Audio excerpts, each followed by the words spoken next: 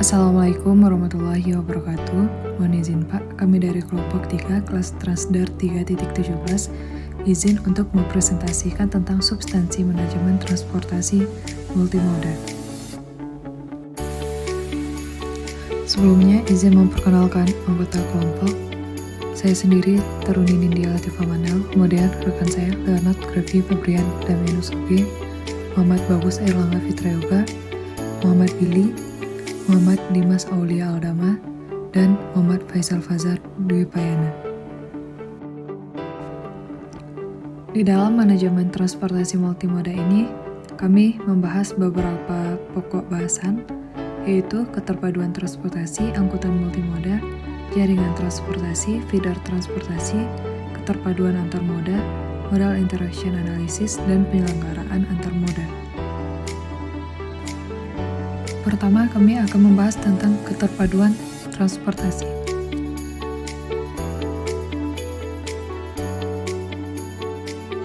Landasan hukum keterpaduan sistem transportasi. Yang pertama, Undang-Undang Nomor 23 Tahun 2007 tentang Perkeretaapian. Yang kedua, Undang-Undang Nomor 17 Tahun 2008 tentang Pelayaran. Yang ketiga, Undang-Undang Nomor 1 Tahun 2009 tentang Penerbangan. Dan yang keempat, Undang-Undang Nomor 2 Tahun 2009 tentang LAJM.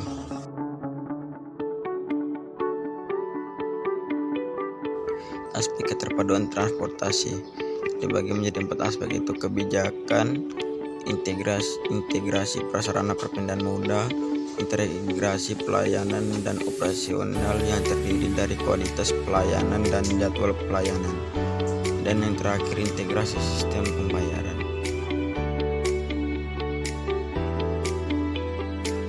Kedua, kita lanjut ke angkutan multimoda.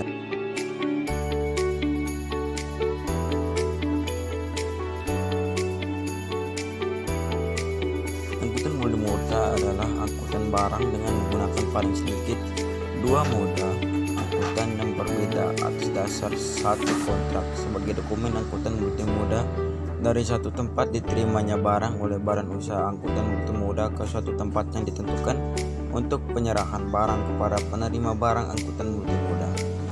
Kegiatan penunjang angkutan multimoda yang meliputi pengurusan A. Transportasi, B. Pergudangan, C. Konsolidasi muatan, D. Penyediaan ruang muatan, E. Kepabeanan untuk angkutan multimoda ke luar negeri dan dalam negeri. Manfaat angkutan multimoda. Yang pertama, mengurangi waktu yang hilang pada transshipment point. Yang kedua, mengangkut lebih cepat, menekan kerugian terhadap jarak dan menghemat permodalan. Yang ketiga, mengurangi beban dokumentasi, formalitas, dan birokrasi.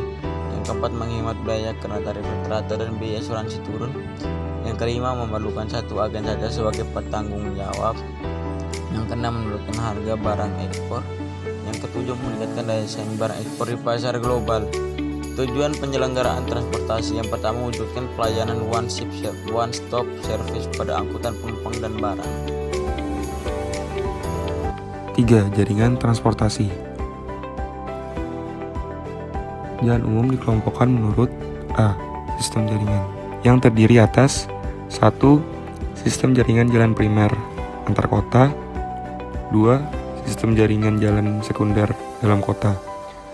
B. Fungsi jalan yang dikelompokkan menjadi 1. Jalan arteri, 2. Jalan kolektor, 3. Jalan lokal, dan 4. Jalan lingkungan. C. Status jalan yang dikelompokkan menjadi 1. Jalan nasional, 2. Jalan provinsi, 3. Jalan kabupaten, 4. Jalan kota, dan 5. Jalan desa. D. Kelas jalan yang dikelompokkan menjadi 1. Jalan bebas hambatan, 2. Jalan raya, 3. Jalan sedang, 4. Jalan kecil. Hierarki jaringan transportasi. Yang pertama, hierarki jaringan jalan. Yang kedua, hierarki pelayanan jaringan trayek angkutan umum. Yang ketiga, hierarki lintas pelayanan kereta api. Yang keempat, hierarki fungsi pelayanan bandar udara. Yang kelima, hierarki peran dan fungsi pelayanan pelabuhan laut. Yang keenam, hierarki peran dan fungsi pelayanan pelabuhan penyeberangan. Dan yang ketujuh, hierarki peran dan fungsi pelayanan pelabuhan, sungai, dan danau.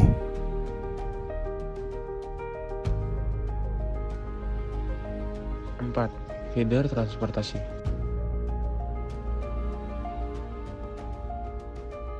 Feeder adalah angkutan yang bertugas mengumpulkan penumpang untuk disalurkan khusus ke angkutan trayek tertentu. Contohnya seperti Transjakarta, MRT, dan stasiun Kota Medan. 5. Keterpaduan antar moda. Keterpaduan antar moda terdiri dari 3 aspek, yaitu yang pertama yaitu pelayanan, keterpaduan dalam hal pelayanan terhadap pengguna jasa, yang kedua ada jaringan pelayanan, keterpaduan pada rute dan trayek, ketiga ada jaringan prasarana, keterpaduan secara fisik seperti fasilitas dalam terminal. Pemilihan moda angkutan. Faktor penentu yaitu ada keperluan perjalanan atau rutinitas dan urgensi. Yang kedua ada panjang perjalanan. Yang ketiga ada perbandingan waktu, biaya, keselamatan dan kenyamanan antar moda. Keempat ada pemilikan kendaraan. Kelima ada pendapatan. Yang keenam ada gender. Dan yang ketujuh ada kondisi fisik atau umur. 6. Modal Interaction Analysis.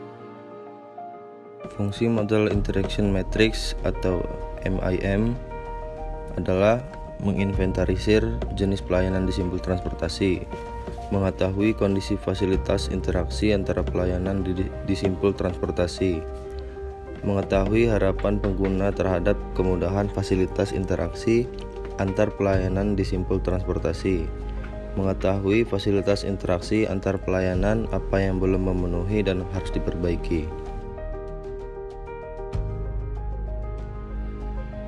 Langkah-langkah modal interaction. 1. Mengembangkan daftar semua model. Yang kedua, mengembangkan matriks untuk interaksi modal keinginan. 3. Tingkat keinginan, tingkat interaksi modal. 4. Kembangkan matriks interaksi modal untuk setiap alternatif. Yang kelima, nilai interaksi modal untuk setiap alternatif. Dan yang terakhir, evaluasi total yang dihitung dari setiap alternatif. 7. Ada penyelenggaraan angkutan multimoda. Penyelenggaraan. Yang pertama, 1.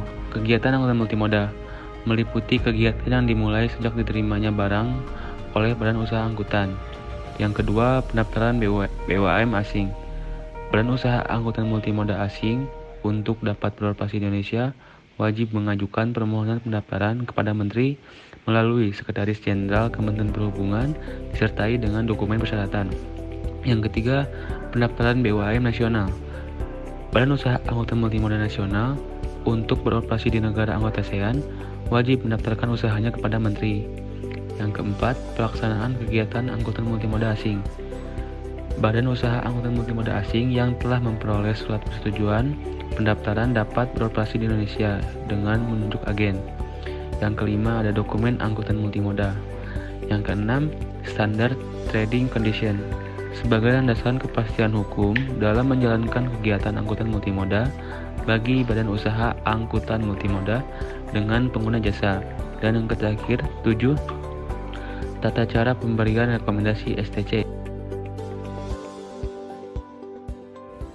Berikut video ilustrasi yang berkaitan dengan transportasi multimoda.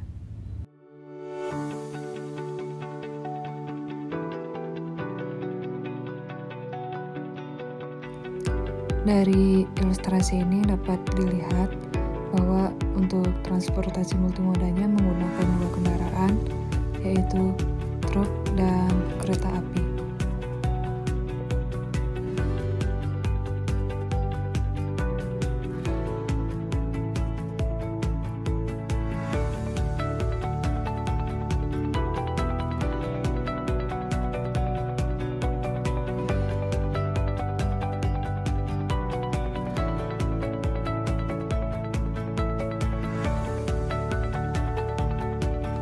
Sekian video yang dapat kami sampaikan. Jika ada kesalahan dan kekurangan, kami mohon maaf.